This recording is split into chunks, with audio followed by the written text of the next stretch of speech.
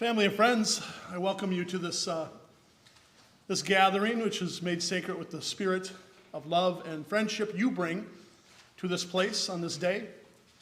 On behalf of the McIntosh family, I would like to say thank you so very much to all of you who have come to be with them and today, and for all of you, thinking especially of you, Peter, who are online with us today, and with us in spirit as well.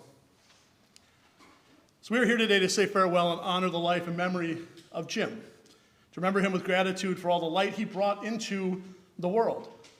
We're here to celebrate Jim's gentle life and his gentle ways, and to tell his story again and share some memories, and definitely share some poems, right?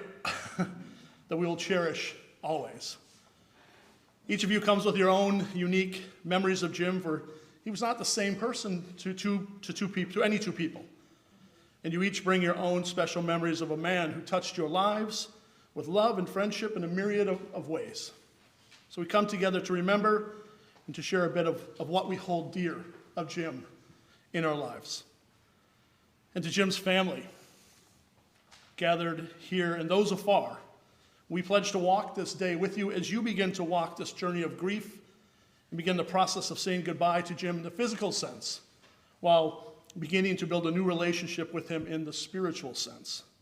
It's our hope that we can be a beacon of support for you as time does what it does, and it moves forward even when we're not ready for it, when our grief tries to hold us back. You have friends here who knew and enjoyed Jim immensely, and who will miss his smile and his presence, his wisdom, and the stories he would tell, so we walk this journey with you. I invite Cameron up to light a candle. Within each human being, there is a spark of divine and eternal light which exists beyond time in the truth of eternity. We light this candle to honor the life and light of Jim. And in lighting this candle, we call forth the love and the light of Jim's spirit that touched the lives of so many, including all of you gathered here today. Thank you, Cameron.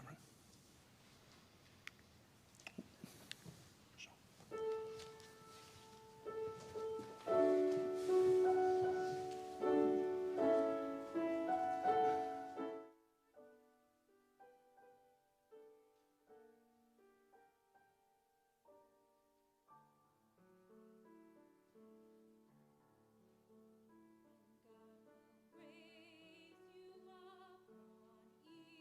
you up on eagle's wings.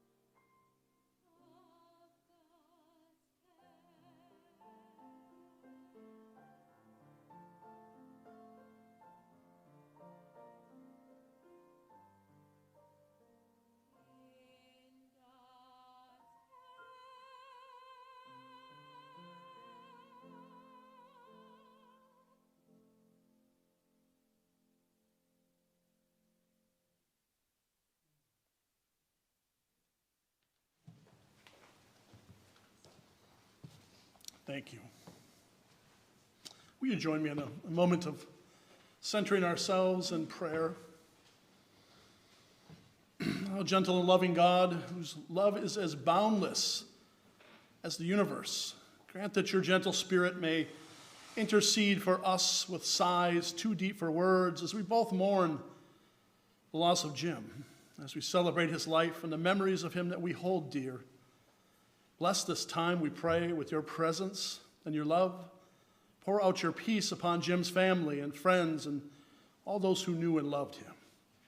And kindle warm memories in our hearts as we reflect on him and his gentle life. May this service of remembrance find its source in your mystery, O God, in which we all live and move and share our being within together. Amen. I wonder if you'll join me in a little bit of a gathering litany. This is an old Gaelic prayer. I find these words to be really beautiful and reminiscent of Jim. God be in our heads and in our understanding. God be in our eyes and in our looking. God be in our mouths and in our speaking. God be in our hearts and in our thinking. God be at our end. And at our departing. I wonder if you'll join me and rise up in body or spirit. And would you join our voices in this hymn that Robbie specifically picked out? It's called One Ohana, which means one world. And it's okay. I know this is a celebration of Jim's life, and it's a celebration of life, but you can dance a little bit to this, right, Robbie? You can groove a little bit to this because it's just that kind of hymn, and I'm sure this is a favorite of Jim's. So please rise up in body or spirit, and let's join our voices in One Ohana.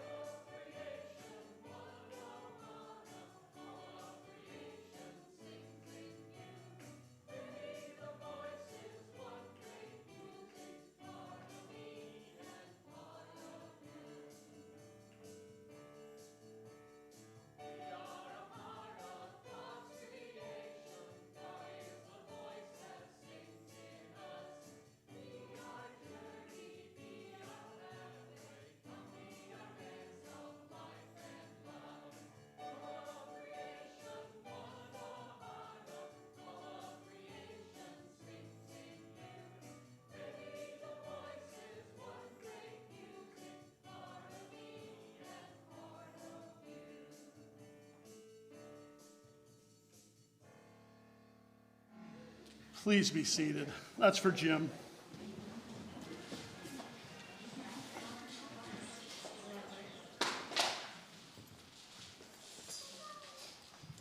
The scripture reading is from Ecclesiastes 3:1-8.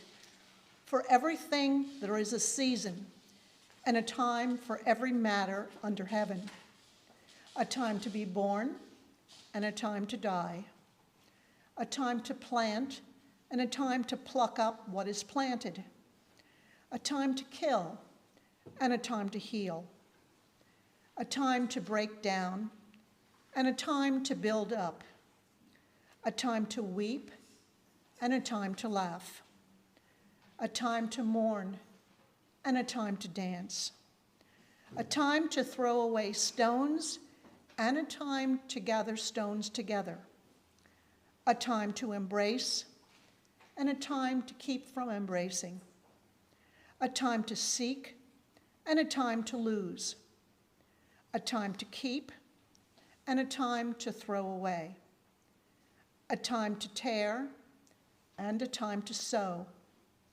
a time to keep silence and a time to speak, a time to love and a time to hate, a time for war and a time for peace.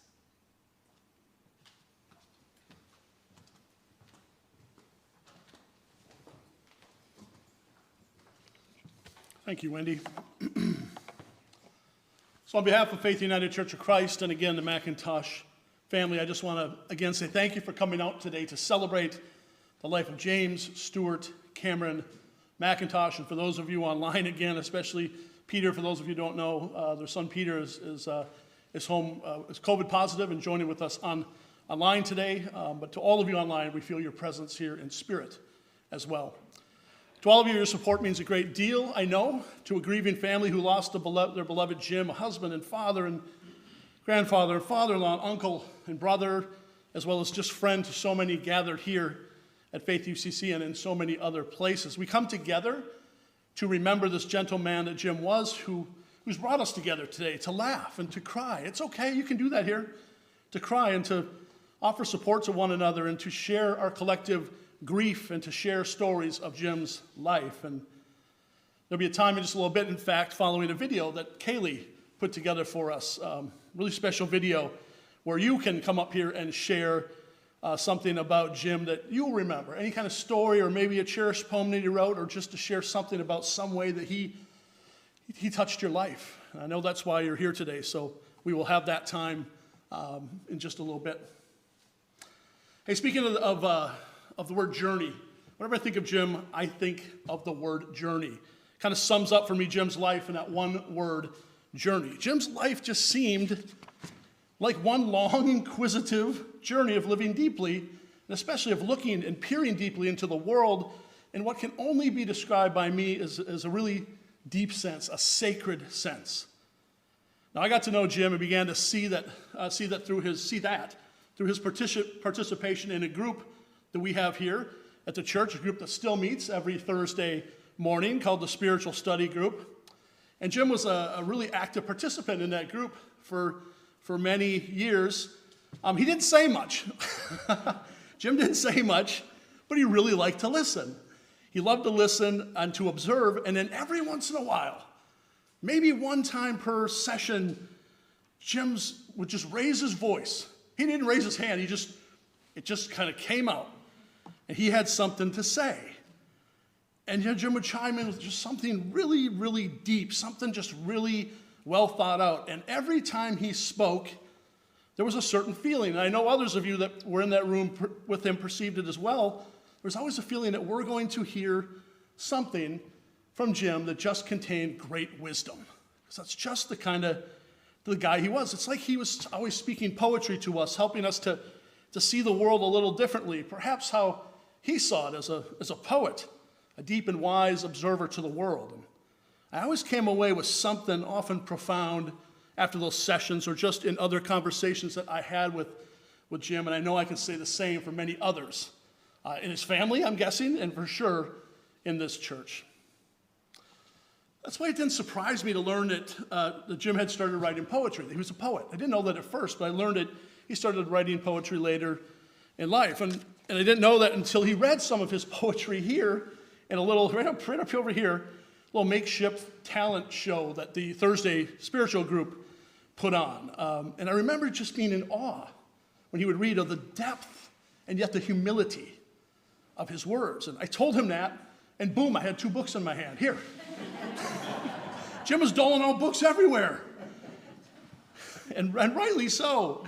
So I've been reading through them the last few weeks from time to time since Jim died, and I have to say it's not only the depth and the humility, it's the rich substance, but also the range of topics that Jim covered with his poetry. It's just astounding. I mean, Jim could take the most simple thing and turn it into a mini synopsis of the penetrating mysteries of life. I really do mean that.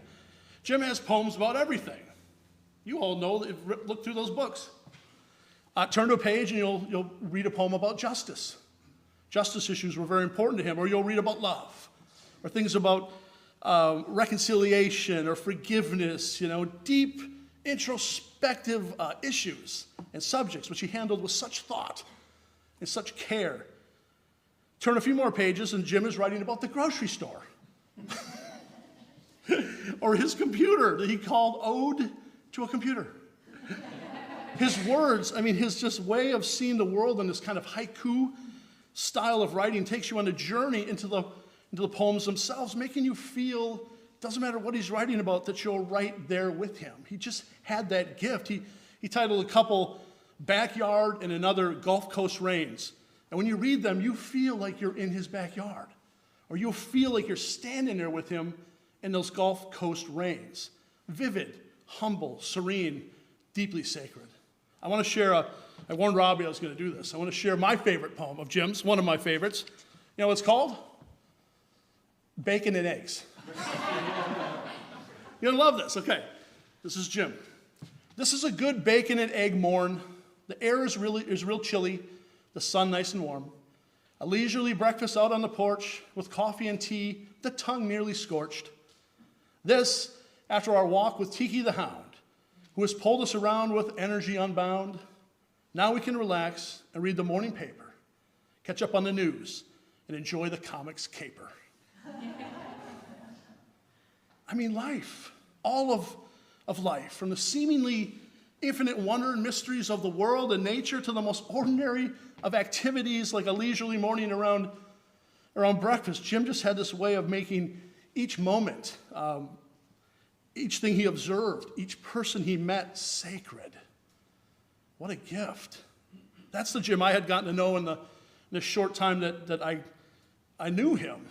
His life is just easy to describe as an ongoing, beautiful, sacred journey. And though he didn't start writing poetry till after retirement, he obviously carried within him the imprint of so much of the beauty of the world, of the life experiences that he had collected on the journey, and just began to pour them out onto the pages when the time seemed right. And what a gift he left for all of you, the muses of so much of his work, especially Robbie, but all of you, his beloved family. What a gift he left for those he loved so much. From Canada to Dunedin to all the corporate and government work Jim did through his 16 years spent as a pilot. Did you know that? Jim spent 16 years flying around the skies.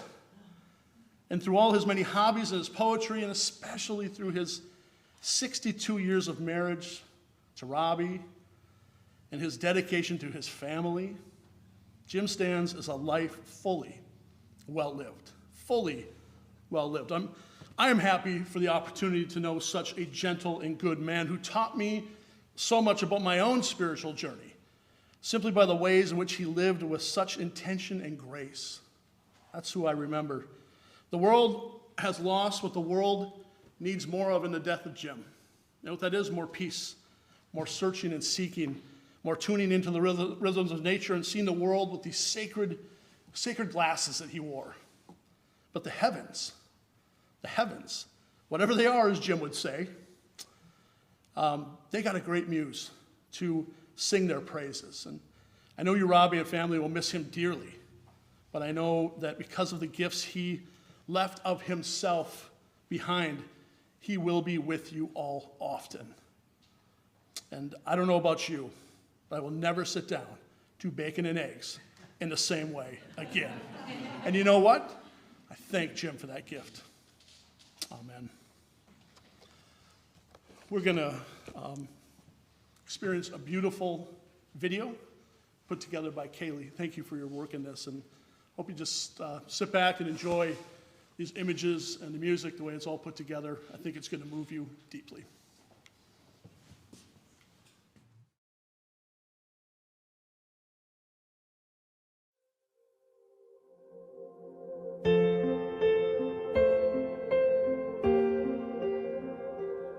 If I had only known the last time would be the last time, I would have put off all the things I had to do. I would have stayed a little longer, held on a little tighter. Now what I'd give for one more day with you.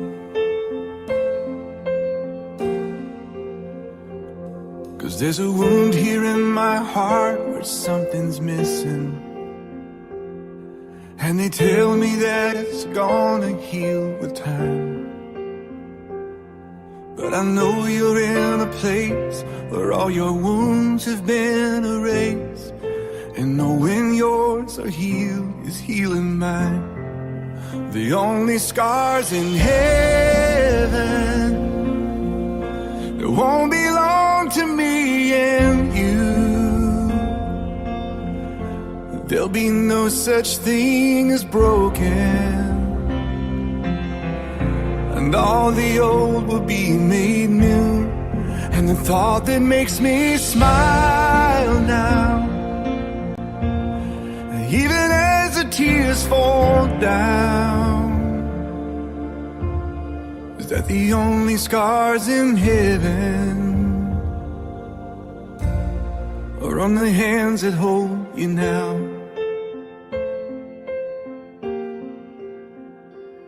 I know the road you walked was anything but easy. You picked up your share of scars along the way. Oh, but now you're standing in the sun. You fought your fight and your race is run. The pain is all a million miles away. The only scars in heaven that won't belong to me and you. There'll be no such thing as broken, and all the old will be made new. And the thought that makes me smile now, even as the tears fall down, is that the only scars in heaven, yeah, are on the hands that hold you now.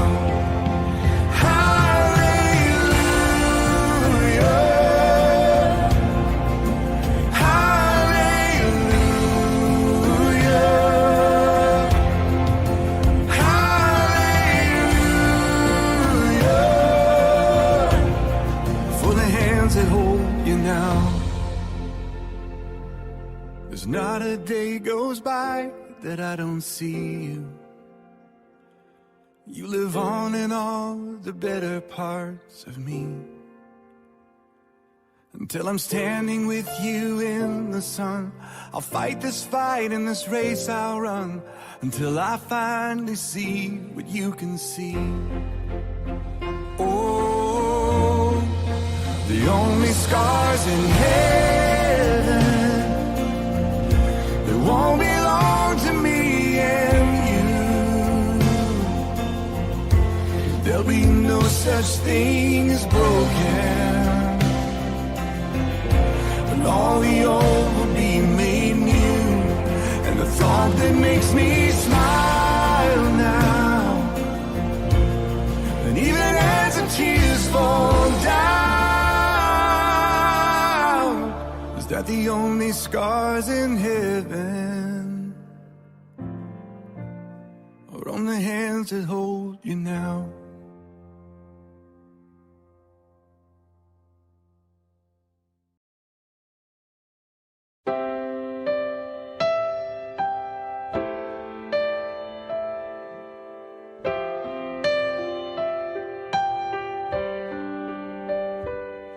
I can see it in your eyes that you are restless. The time has come for you to leave. It's so hard to let you go, but in this life I know you have to be who you were made to be. As you step out on the road, I'll say a prayer, so that in my heart you always will be there. This is not goodbye. I know we'll meet again, so let your life begin, 'cause this is not goodbye. It's just I love you to take with you until you're home again.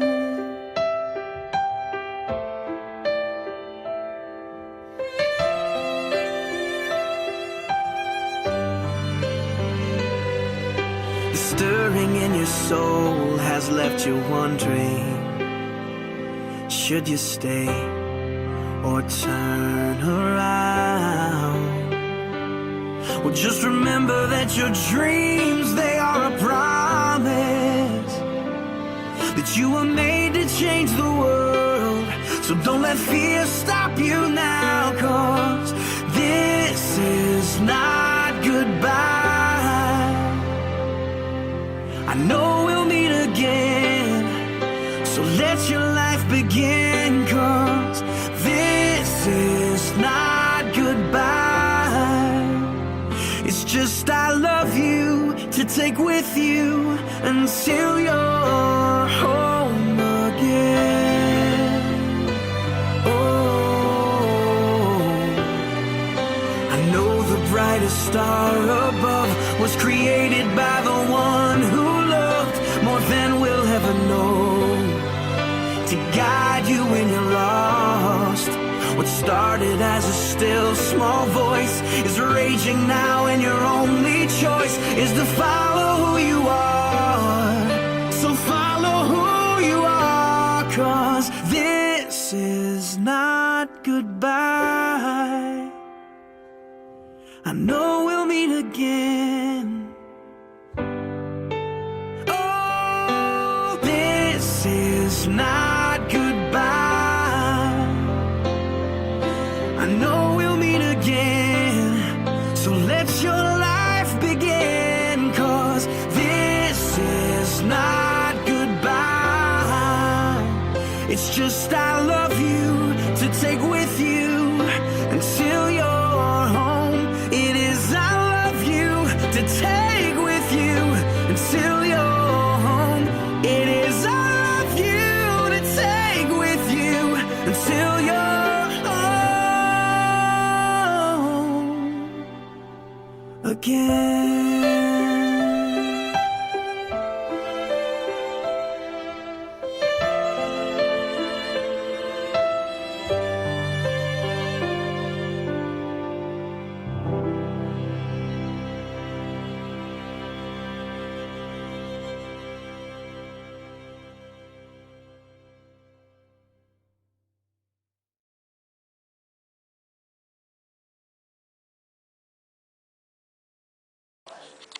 Who are your biscuits?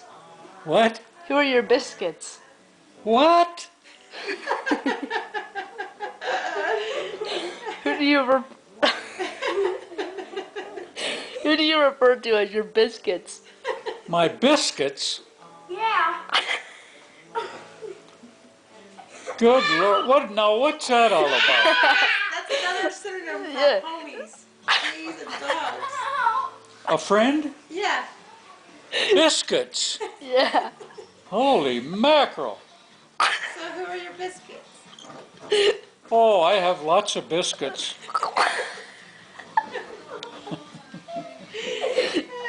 So let's get the hang loose sign. What do I do? Yeah. Yeah. Biscuits? That's it, you got it. Yeah. By the end of the week, Biscuits. you no problem. Yeah. Biscuits. Yeah, that's right. You do this, eh? Yeah. So how do you feel about monsters? What's that, a Sony? Yeah, but how do you feel about Monster energy drinks?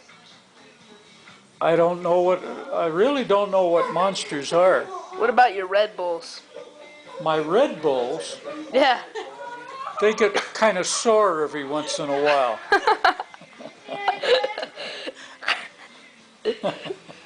Oh boy. This is classic. I would feel grateful for family and others so fervent to my tears.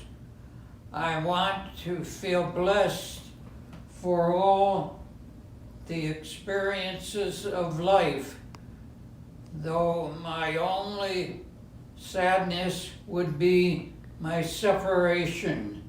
Some say death is not the end, but I say, in seeking unknowable truths that I will find out by and by, but now not always reflecting it over the years, God's love for me in my conscience. Love that one.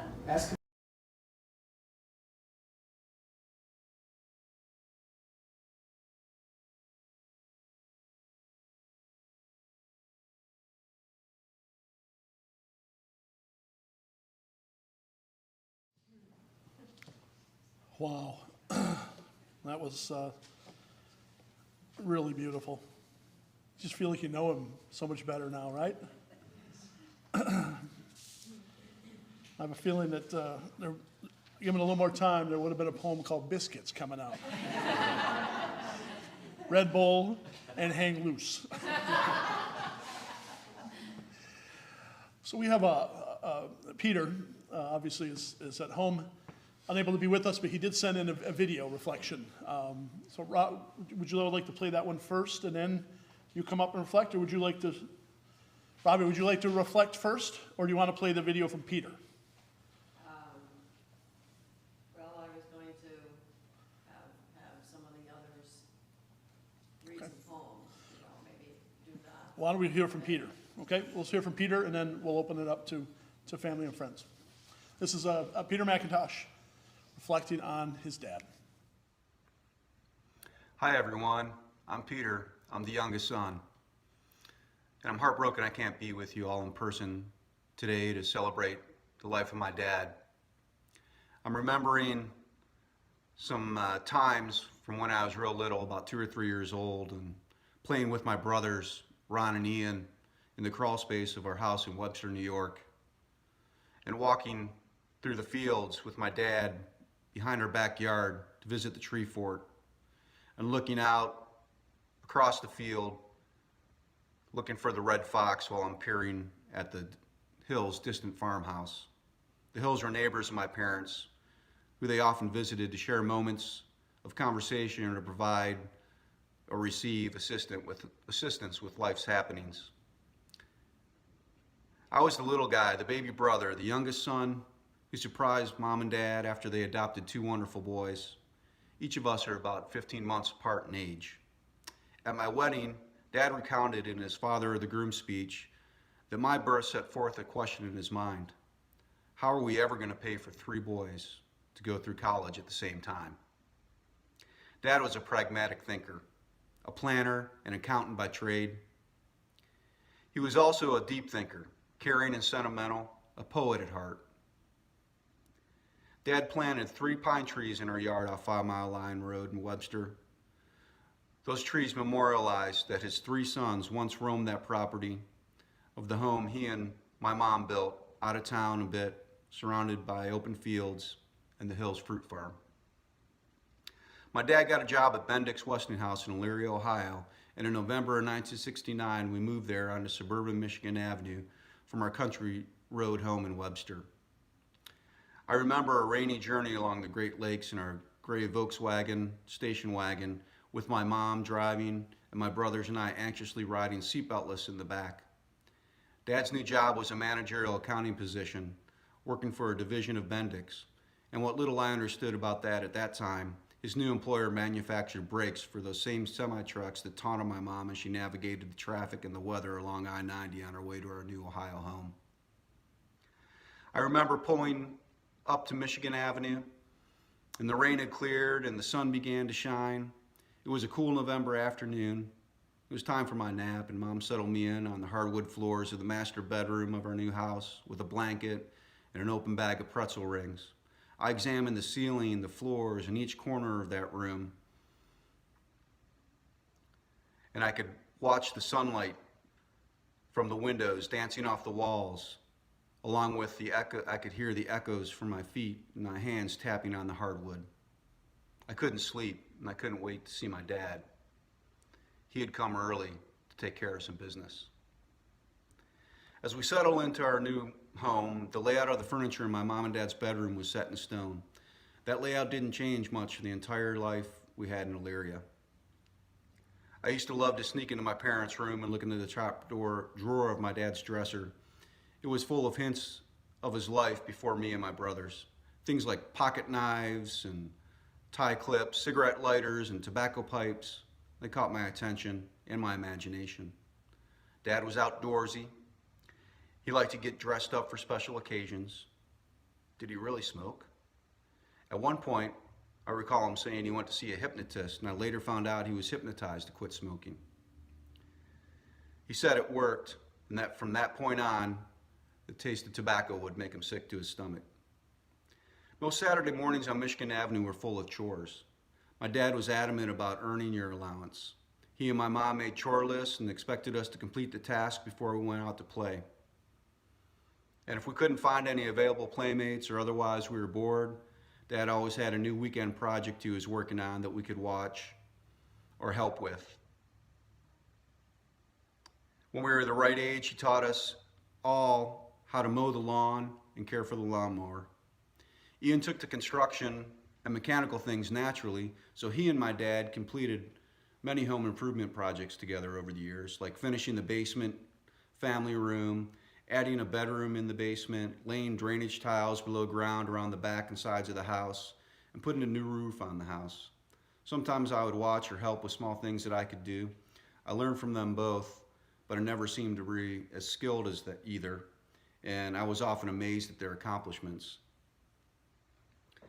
Dad let us do some of our own projects too. Ron always liked having a fort around the house. So we went and we gathered a bunch of scrap materials and nails from construction sites along a Michigan Avenue expansion, and we eventually pieced together a large, quite ugly structure. Dad was watching, and I'm sure he was laughing. When Dad got tired of looking at that hideous piece of construction, he suggested to us that we may want to tear it down and dispose of the wood and replant grass. But eventually, he let us build a new fort in the attic above the garage. I think Ron got into a lot of trouble up there with his friends. Our family started tent camping throughout the Lake Erie region in the summers and the fall. We learned from Dad how to set up camp, how to make a campfire, how to live under the stars, and how to take down the camp when it was time to go home. Dad supported Ian and I in our interest with Boy Scouts. He taught all of us boys the importance of duty, safety, tenacity, and leisure. We all loved doing things on and in the water, like canoeing, swimming in ponds, pools, in the lake, fishing, water skiing, or just skipping rocks. We all became good swimmers. Dad was a lifeguard in his younger years, and Ron and I followed in his footsteps. Dad tried to lead us by example, volunteering for junior achievement and sharing with us how he was working with young adults on some Saturdays to help them master job-related skills. He was active in Indian Guides with all three of his boys, helping with meetings, activities, and events like tobogganing and camping. He was active in church, serving on committees, serving as a deacon, and delivering readings during church services. He let each of us make our own decisions about what sports we wanted to play. He supported us in those choices, and he was never overbearing or critical about our performances. Dad was a responsible person, but I do recall a few questionable decisions that he made every now and then. For example, one winter, he headed up the idea of tying a sled to the back of his red Volkswagen Beetle and pulling the boys and some neighborhood kids up and down Michigan Avenue. And some Saturday afternoons, he would sit around at the kitchen and he'd drink his favorite drink, wild turkey and ginger ale, and we'd watch and we'd listen as he was flipping and catching his glass and telling us stories about his high school and college days. And he would throw out a few off-color jokes here and there. Those sort of shenanigans gave my mom a headache, but they gave us boys insight into a man who was full of humor, fun, and a sense of adventure just as much as responsibility and duty. Dad was a private pilot. He trained at Lorain County Airport and became visual flight rated and instrument flight rated. He bought a Cessna 182 four-seater in partnership with a couple other local pilots. Our years in Elyria transformed from weekend camping trips to adventures in the skies. Not only did we take short trips in flight with my dad as pilot, but we also traveled by air to places in Wisconsin, Texas, Pennsylvania, and Florida, as well as other states, to visit family and friends. Dad planned his trips with great care, by the book. Whether flying or traveling by car, he knew the plan that would get us there safely before we left home. He embraced the seriousness of piloting a craft, whether a car, plane, or a boat. As much as he did the excitement of it all. He introduced us to both the beauty and the reality of travel, and he opened our eyes to the vastness of the world, not only through our travels, but also through the trek of his own life. Dad moved to the United States from Canada in 1957 and became a naturalized U.S. citizen in November of 1963. With his two younger sisters remaining in Canada, Dad ventured to the States, where he started and established an adult life, met his wife, and grew his family. We traveled back to St. Catharines, Hamilton, and Toronto, Ontario, and the surrounding areas often for family visits and events. For me, the idea of crossing the border into another country was commonplace since we visited Canada frequently. I never saw my dad's dad in Canada. He was living in the States in Florida by my time, so we saw him there. I never met my dad's mom. She passed away in 1954 while my dad was in college at the University of Western Ontario, where he studied business and was a member of Delta Epsilon fraternity. My dad was a rower and football player in his sporting days. He was fit and strong and quite a talented and diverse athlete. However, once he told me that he thought his dad was disappointed in him because he wanted him to play hockey. Ice hockey just wasn't my dad's thing, and I remember telling my dad that I could relate. My ankles didn't like ice skates. But my dad loved to watch the game, as do I. We would watch the Stanley Cup games together each year on the television in our basement, but we never did see a professional ice hockey game together live. And for both of us, I think that was okay. We caught some Cleveland Indians baseball games together at Municipal Stadium, as well as Cleveland Cobra professional soccer games that were played at Baldwin Wallace University in Berea, Ohio.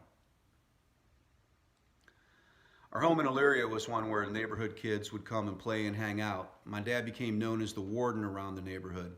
When things went awry, he often found himself trying to discipline the other neighborhood kids who were hanging out at the house. And one of the McIntosh boys always seemed to be grounded for one reason or another. But looking back, I know my dad's heart was in the right place. We were a challenge. We would have been a challenge to any parent. He was open to our friends in a way that let you know and let them know he cared, even if it was in a hardline, disciplining way.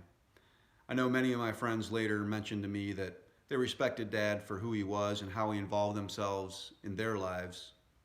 He was a man who really cared about kids, even if he didn't express it in those words. My mom and Dad ended up putting 3 boys through college. They moved to Florida the summer after my sophomore year to help care for my grandparents. Dad started a new career as Florida State Auditor, at which he excelled. Mom and Dad made trips back to Ohio and Colorado to visit all the boys, and all the boys made multiple trips to Florida with our families to spend time in Dunedin with Mom and Dad. There were family reunions in Florida, Canada, California, Ohio, and Colorado. It first hit me that my dad was slowing down when we drove up Mount Evans together in Colorado.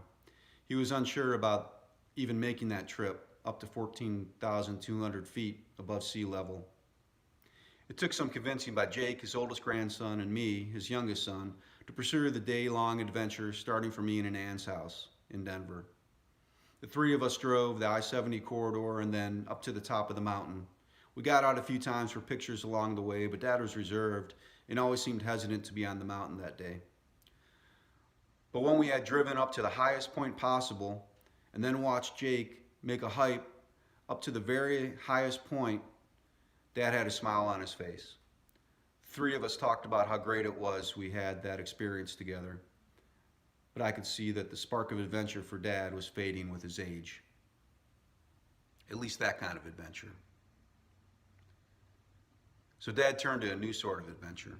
He began studying, reading, and writing poetry, and he began creating colored pencil artwork. These creative interests allowed him to express his thoughts, dreams, and life experiences in personal and unique ways. He self-published 2 poetry books of his original writings. I helped him find information on how to self-publish, and he used some of his artwork and some of my photos to help fill the pages of his poem books. He drew several color pictures as recreations of photographs that I had taken, and we bonded over our creative interests and efforts, and that was very special to me, and I know it was to him too. In addition to his self-published poem books, he pieced together a few albums of poetry by some of his favorite writers. My favorite poem, written by my dad, is titled All Is Well. And his favorite poem, written by one of his favorite writers, Robert Frost, is titled The Road Not Taken. I'm going to read those poems to you now. All Is Well by James S.C. McIntosh. When one can say without pause or doubt, all is well, truly well with my soul, then all is at peace with one's worries driven out. All is well, truly well with one's soul. The brooding night becomes the brightness of day. Strife, sorrow, and turmoil truly go away. Clarity of mind overcomes fog and gray. All is well. Truly well is the truth that leads the way. Life's prize that one is given is difficult to explain, for it varies with everyone that receives. But it internally is there and makes one whole again, and lifts the dark shroud as one grieves. And now The Road Not Taken by Robert Frost. 2 roads diverged in a yellow wood, and sorry I could not travel both, and be one traveler, long I stood, and looked down one as far as I could, to where it bent in the undergrowth. Then took the other, as just as fair, and having perhaps the better claim, because it was grassy and wanted wear, though as for the passing there, had warned them really about the same.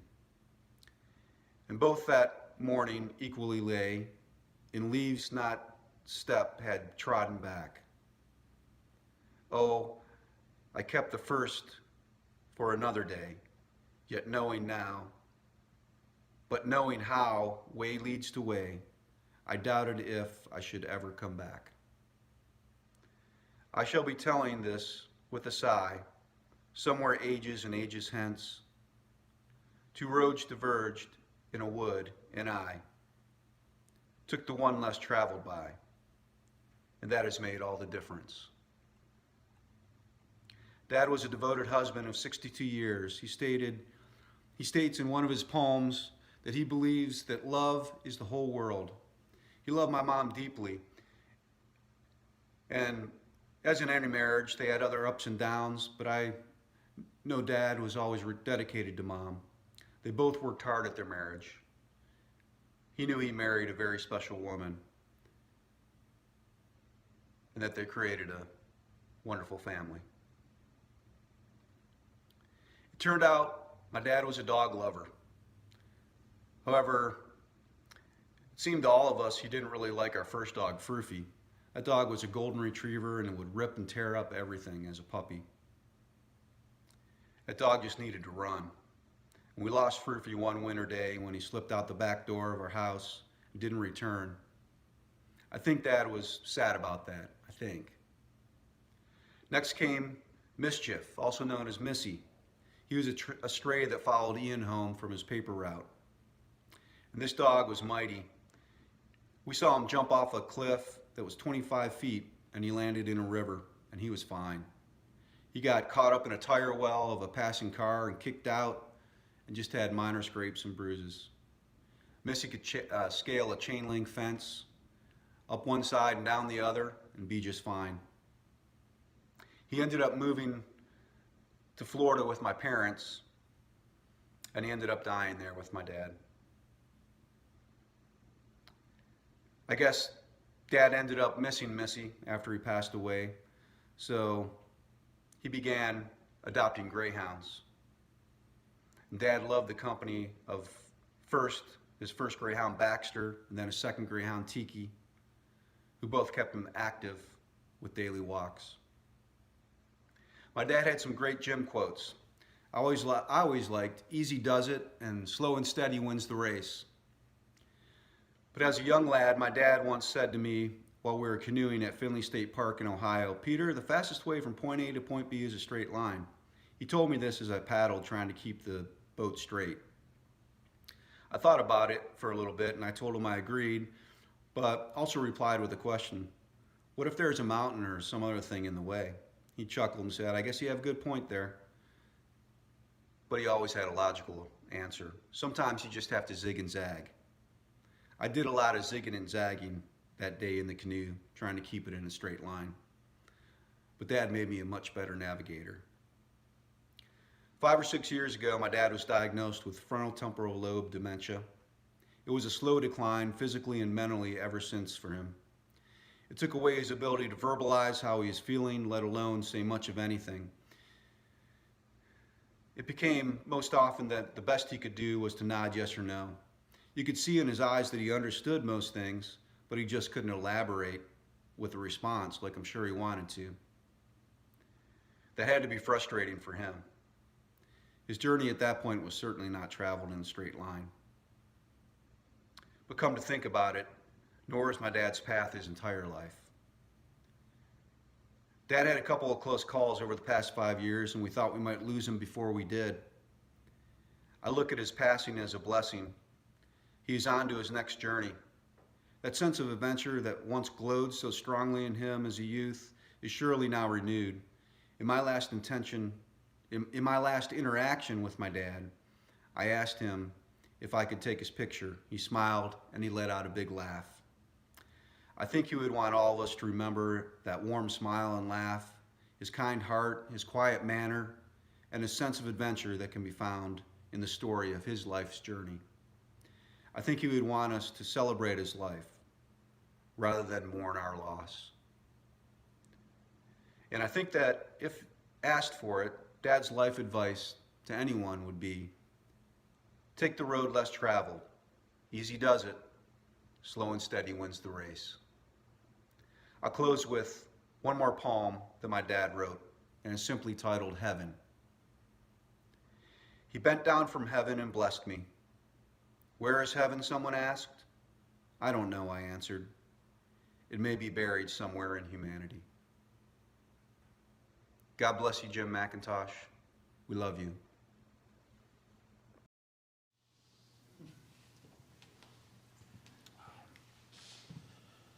Peter, thank you for sharing your words from so far away. We can feel your presence in here with us this day, and thank you for really showing us who your dad is. With that, I'd like to invite folks up for any other open reflections.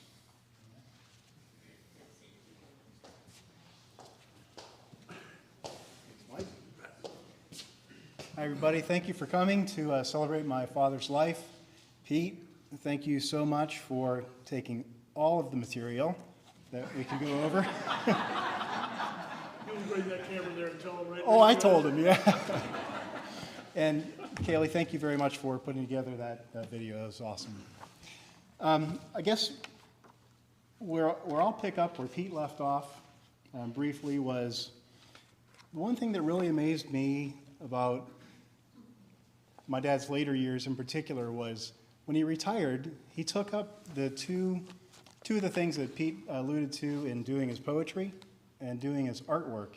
I never knew he was a poet. I never knew he was an artist, but boy, he sure did put his efforts into it. And Mike, you touched on it as well. I think ultimately, my dad's faith journey was bringing him to a point of peace in his life. So that's the one poem that I had chosen, kind of exemplifies that.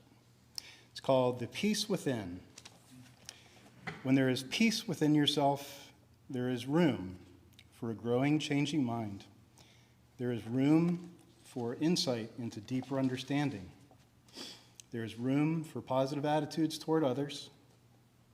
There is room for enhancing self-awareness and self-acceptance. There's room for dropping prejudice, arrogance, and insensitivities. There's room for letting go issues of power and control, and there is potential for creating a new mind, a new person, and a new way of life. Other one that I wanted to read briefly is actually one that it's a kind of a two-for, because my dad started this one on the occasion of a college-age friend of his passing, in his obituary. His friend was named George Mnuchin, and a part of his obituary was a poem that he had written, and then my father picked up on that and wrote his own epilogue to that poem. The original: when I come to the end of the road and the sun is set for me, I want no rights in a gloom-filled room.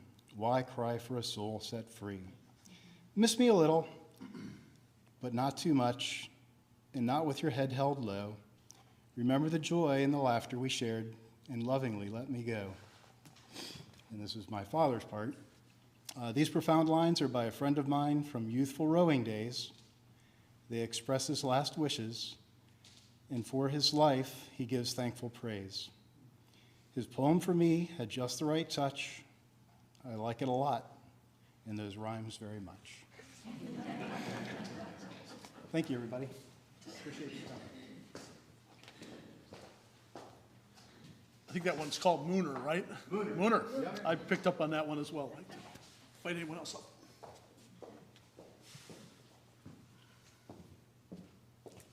I'm Pete's wife. Pete, I wish you were here, but thank you for that sentiment. And I just want to share a little bit about my recollection of Dad, and mine is not a poem of Dad's, but mine is titled, Dear Dad, I want to thank you for being here.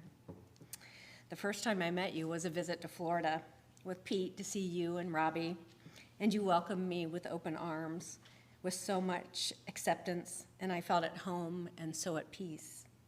I knew this was the family I would fit into well. Dad, thank you for being here. At our wedding, you gave a toast, and the most memorable thing that you said was that your son was marrying this woman, Audra, who was astute. I didn't have a clue what that meant at the time, but it sounded really good. And I looked it up. And from that point on, that became my mantra. And so many job interviews that I was in later, they would ask my biggest strengths, and I would say, I'm astute.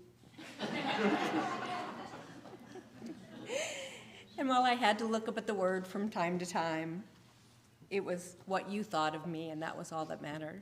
Dad, thank you for being here. And I loved your sly sense of humor and the little things you would throw at me and the comments that you would make, and we would laugh with a twinkle in our eye together. Thank you for being here. I will always remember the times that you and Mom would play with the kids and the times that you would come and visit us. And when the kids said, Grandma and Granddad, sit down, you would sit down. And when they say stand up, you would stand up. And when they say wave your arms, you'd wave your arms. And clearly when they asked questions like, who's your biscuit, you would participate. They loved having you around. Thank you for being there. And oftentimes when you slept in that chair of yours, several different ones, but a couple different ones, you would sleep with your hand on your forehead, like this, or like this, by your chest. And Pete does that, and Cameron does that.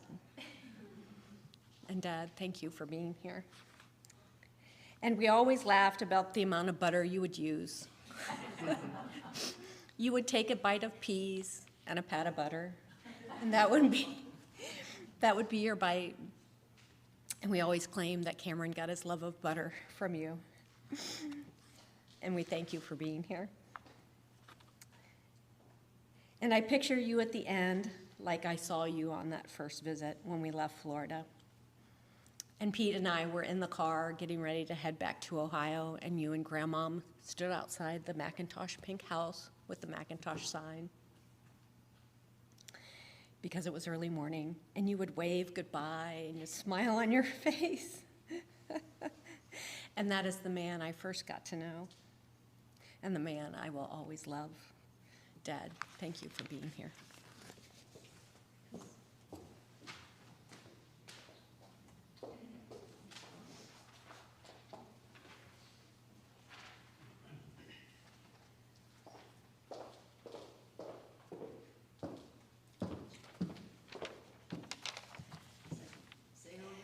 Hi everyone, I'm Zoe. I am Pete's daughter and Granddad's granddaughter. As you could see in the video and from what people have been saying, there's a couple different things that Granddad liked to do. Sit in his chair. He loved his chair very much, and his walks with his dogs. Something that whenever we came down to Florida, we would participate in with him. So I'm going to read a poem by him called A Tribute. Nostrils smitten by the cold night air, with the scent of fireplace smoke everywhere. The foggy moon, a quarter bright, trying to lighten the hazy night. And there we tread in quiet communion, my beloved greyhound and I in union. Tiki, my friend and constant companion, a noble animal and a gentle stallion.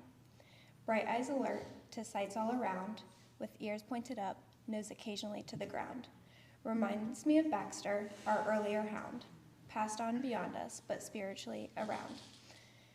Every morning awakened by Tiki invariably, up and at him his theme, a discourse so merrily. Then we walk in the dawn's light, again and together, regardless the temp or inclement the weather. Fulfilling the promise of a long night's dream, then happy and content with his breakfast supreme. Mid-morning he loves his rides in the car, though our afternoon walks are not very far. He keeps on pestering till he gets his own way, and then we are off at 4 or 5 in the day. He is a lovable kid with his pattern in action. I enjoy him a lot and his playful attraction. This is the story of our daily routine, my friend and I, a companion serene. He is patient and loving, a dog very loyal. He keeps me real active, a gift that is royal. So Tiki, my friend and constant companion, enriches my life, this gentleman stallion.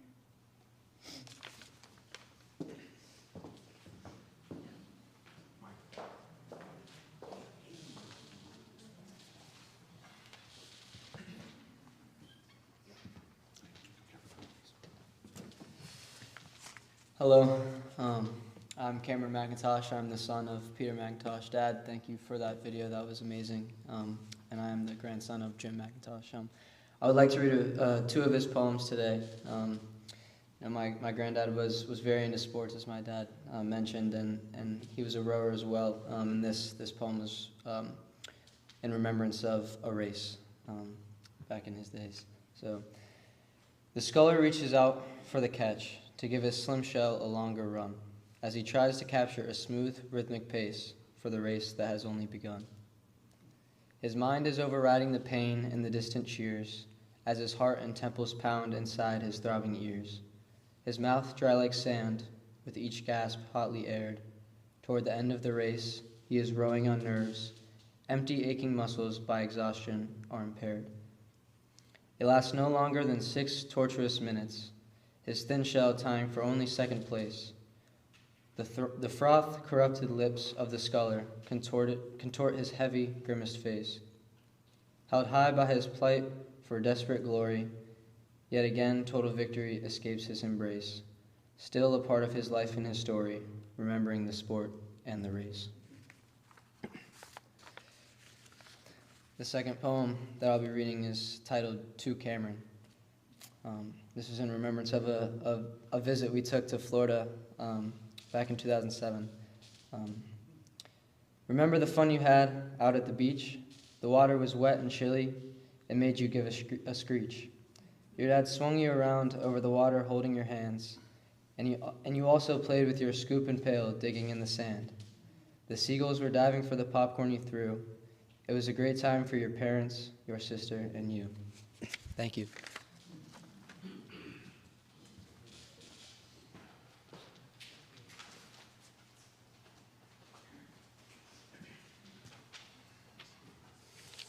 I'm Jim McIntosh's grandson, Luke, and Ian's son.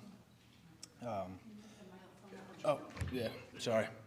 I'm grandson of Jim McIntosh, and I'm Ian's son. I'm going to be sharing a poem called Flying. It shows his adventurous side. Boundless on ether, 1 or 2 miles high, the drumming of the engine on which we now rely. Sometimes in a fishbowl, misty all around, belief in instruments important, faith in controls on the ground. Tacking on the crosswind, heading in the groove, bumpy ride up and down, then alternates to smooth. Tracking invisible airway, rain clatters on metal skin, deafeningly loud. Then breaking out in bright sunshine, looking down on solid cloud. Finally near the destination, cleared for an instrument approach, descending along the glide slope, approach blade on the yoke. In and out of low scuddy cloud, struggling to keep the crosshairs right, looking for friendly pulsating strobes, to the threshold a guiding light. On wet pavement, safe and sound, taxiing to embark, an adventurous trip now ended at the place for tie down and park. A wonderful feeling of elation, butterflies all gone away, a sense of accomplishment present, all ready to go another day. Thank you all for coming. Do we have any others?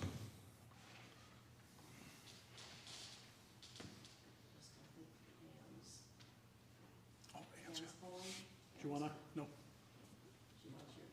You got it. I'll read a poem written by Anne. Oh, yeah, come on up. You want to say something?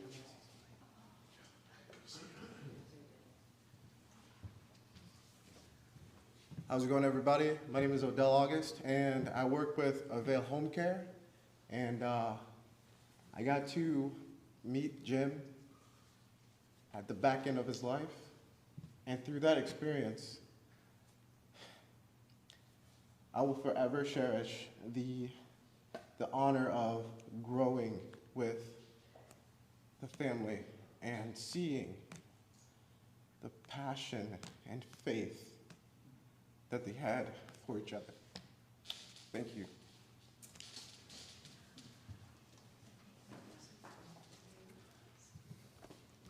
Thank you. It's a poem written by Anne McIntosh. A poem written for Jim this time. Not by Jim, but for Jim. I'm going to read these words called Memories of You. Weekend errands done religiously. Watching documentaries in the evenings by the TV. A Canadian rower, calves so large with plenty of meat. Purposely getting on Robbie's nerves, mission complete. Morning walks with dogs, Baxter and Tiki, one to count on for advice and honesty. Honeymoon Island talks on the beach. On our wedding day, your phenomenal speech. Your many naps on your recliner chair, or being the pilot of the Cessna 182 in the air.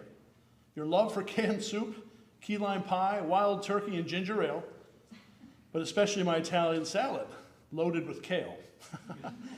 Book reading with the grandkids, playing with toys, a man who loved and cared for his 3 boys. Love and respect for Audra, Liz, and me. Yard work talks about how life used to be. The dog attack one day on your walk. Moving to Mies Manor, your conversations had less talk. You began to decline your soul's quest to get the answer. Overtook your existence to find out, is there life ever after? My favorite memory that makes me cry is that even though you're up in heaven, I'll miss that warm, sweet smile and that twinkle in your eye. Beautiful words. Thank you. Are there any other reflections? Robbie? Okay, come on.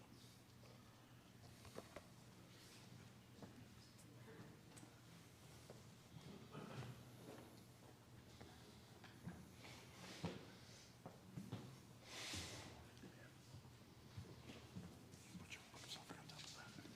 Just stand right in front of the camera here. There you go. Much has been said about Jim, and you've heard a lot. and you've heard some of his poetry. I would just like to say that our 62 years have been a blessing, and even though he has been declining over the past 7 years, and I've been grieving along with that decline, and was relieved really at the end. He was really a very supportive person and a real partner in our relationship, and I am very grateful for having had these years together with him. And I'm only going to close with a poem that I think signifies his faith, belief, and where things are today. Sometimes I feel like I'm ready to go. I've had my fling and there's not much to show. I have done my thing and life is now slowing down, yet there are still pleasures to gain and store in my crown. Other times I feel like just hanging around there because of some interests and being a family man fair.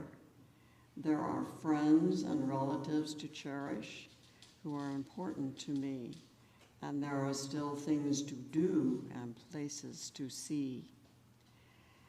So I think I will stay and accept what may come, knowing that someday my life will be done. But experiences and loved ones have all been worthwhile. Life is a gift full of nuances, inviting a frown and a smile. And I'd like to close with a sonnet that I wrote in the writing class that we did together at Meese Life for the first few years we were there. It's called Sonnet to My Husband. You're the man I wish to share my life, though many a day I'll know you do care, as you asked me to choose to be your wife, and also with me our children 3 to bear. Let me be to the marriage of true minds, show how love is love through voices loud and clear, within life's ups and downs of every kind. Be grateful that our love will spare us fear. As life moves on and ages change descends, and daily tasks reflect our change in role, we know that life stays not the same, but ends. May we graciously accept the change we can't control. Thank you. I'm okay, yeah.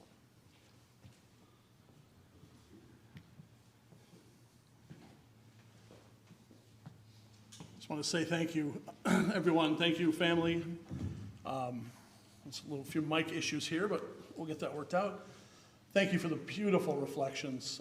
I feel like I know Jim so much more than I ever have. So thank you so much for sharing all that you have.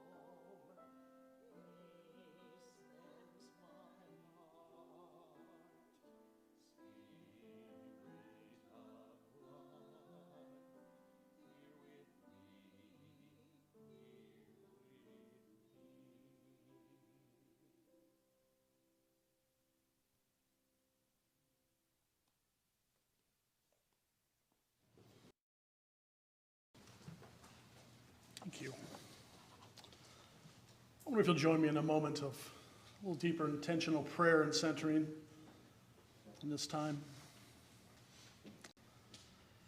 Oh, creating God, we thank you for the gift of life, from the moment of conception and birth to the moment of our last breath. We live amidst the wonder and beauty of all life and marvel at the gift of what it means to be fully human, fully alive. And today we particularly give thanks for the gift of Jim's life, a gift to us and to so many others. Loving God, we thank you for the gift of love, for the wonder of human relationships and the ability to know one another and to be known, and to accept one another and be accepted, and to live in depth of meaning together. Today we particularly thank you for the love so many knew from Jim, and the love so many could offer him in return. Depth of relationship which makes our grieving even stronger. And ever-present God, we thank you for your presence at the heart of this moment and every moment. Our hearts are heavy with sorrow and grief today as we say goodbye to Jim. And so we lift Jim in our hearts, and we lift Jim's family to your presence. His wife Robbie and his sons Ronald and Ian and Peter and their families gathered here and afar as they begin a new life with Jim, without Jim in the physical sense. And we pray that Jim will come alive for them in the spiritual sense, and the memories that they hold dear, or in the natural world around them that Jim adored so much as it explodes in beauty, sunrises and sunsets, or in the moments they are together telling stories of what they miss most about their beloved Jim, or just in the quiet and stillness while reading one of his poems. Be with them gently in this time of grief and loss, present spirit, as well as with all who will miss this gentle man. I wonder if you'll join me now in a beautiful interpretation of the Lord's Prayer that Robbie requested. This was written by our own Wendy Brand. Will you join me? Essence of life that is in us, that permeates every fiber and molecule of the universe. Awe-inspiring is the thought of you. Let us ponder your closeness, compassion, empathy, understanding of all creation. Give us what is necessary to live and wipe clean the slate of our mistakes, our unkindnesses, our failures to act, as we forgive the unkindnesses and mistakes of others. Help us to do what is right for our world and keep us safe as we avoid the pitfalls of existence.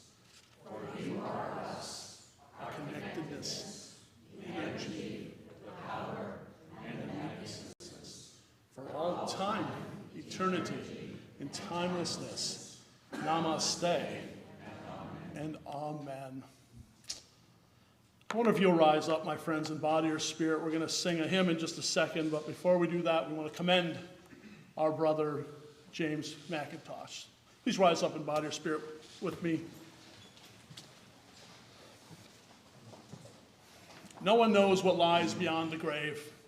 Some of us believe there is life beyond this life, an encounter with the living God. But in his letter to the church at Corinth, Paul says that it is as different from this life as the fully grown plant is from the seed from which it grew. Some of us believe that this life is all we have, and that we are called to live this life as fully as possible, fully human, fully alive to God's purposes. But whatever we believe about life beyond death, we can all know this. Jim is at peace. He is at peace from the troubles and ailments of this world. He's at peace with us. He's at peace with God.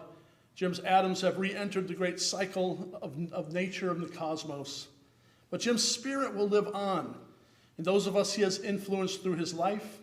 So we will remember Jim, not just for the events of his life, for what he did, but we will remember the person that he was, a man of integrity, of fairness, of peace, and of love. And those qualities will be remembered in our lives for generations to come. So we release Jim this day to penetrate the awesome mystery of the God experience, ashes to ashes, dust to dust, elements to elements, stardust as Jim always loved to say, stardust to stardust. And we commend his spirit to those who would choose to be keepers of his memory. Goodbye, dear friend Jim. You are no longer with us, but you are still vitally a part of our lives. Amen. Well, while we're up, we got to sing. Robbie wanted this song in particular, and again, like the first one, feel free to groove to it. We're celebrating a great man after all, and this is a good song to remember him by. Let's join our voices in I've Got Peace Like a River.